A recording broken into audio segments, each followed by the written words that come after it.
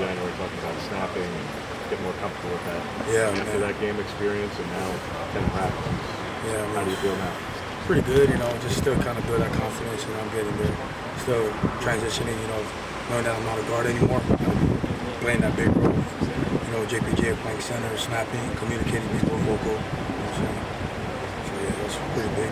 There's been some of the mic calls and all that stuff last year, but the mic calls, all those movements, the runs.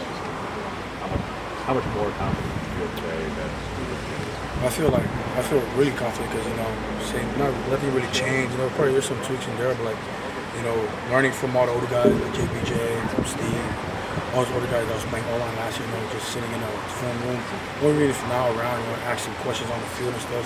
I gained so much confidence, especially with Coach Terry letting me be the role, being the center, and also when he gave me that job to be the center in the Fiesta Bowl. So being confident, that's probably one of the main things. When you were recruited here, did you think center might be where you ended up playing, or is this kind of the new and exciting thing? I just came here, I thought I was going to play guard.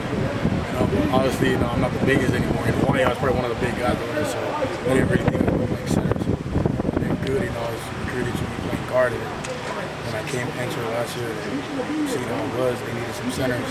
Coach Terry just kind of threw me in. I'm going to play center now. The school's had a long history of really good centers. JPJ most recently, and guys before Mike Alex, Forsyth, that was before your time. But do you know much of those guys? Have you had much communication of the history of that position? Not really, but obviously playing with JPJ last year was kind of, how I was build that connection, that bond with JPJ. I never really talked to Alex, but when it comes, I'll be more than honored to ask him some questions, about the game, stuff about center. What lessons do you take from the guard position into the center, when it comes to that communication, helping with the other two guards that are right next to you? You said that again? I couldn't hear. Oh, I was saying, what type of lessons do you take from being at the guard position, moving to the center's position, especially when it comes to communication with those around you?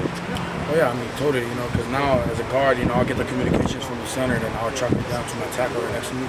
So now being as a center, what I really took from being as a guard is being violent. That's my particular game. I like to be violent, precise. And then now that I'm a center, now I got to make sure I got to get the snap off, what I'm saying? But really, nothing has really changed, just probably being more vocal.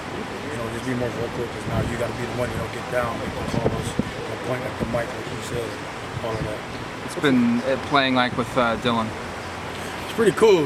Crazy story that Dillon, I was actually watching him play high school ball. I was like an 8th grader, watching him play with all my cousins, because where I'm from, it was far away from where Dillon went to high school, so all my cousins went over there to play ball then. I used to go over there to the games and watch Dillon and also my cousins. So it's kind of crazy how life circles us back, I was here about the center quarterback kind of connection. How has that kind of gone for you guys? Oh, it's gone really good. I can say, having another 808 guy in the back over there, communications, how I am. It's crazy because he played, I don't know if he played against my brother and stuff, but I knew growing up, but Dillon is awesome. Is it like you have to overshoot something like JPJ and obviously the award winner? It's kind of the pressure of that has to feel like every day to be next to that guy. Yeah, sure. It's an honor, It's a privilege as well too, to be able to step in a position where JPJ had left a legacy of center. With him winning the Remington, that put a lot of target on my back, knowing that, Oregon centers they got. We know what we're supposed to do. Have you been talking to him much since he's obviously gone ready for the draft? Any advice that you've asked for him, obviously getting ready to transition to this position? I haven't been really, I've been busy with football and school, but when he was here before, I kept asking him questions because obviously, Coach Stein started hosting stuff, so I actually be checking, what we can doing this. So whenever he's around, I try to get as much as I learn from him. How's your older brother as a coach? Still the same. It's like if he's my older brother back at home, But now him as a coach, it's awesome to still have him around, being there for me, also as the boys and the team. Him being there, just leading, and being more vocal and getting out of his comfort zone. Before he was a quiet dude. My brother, he's quiet. I'm the total opposite.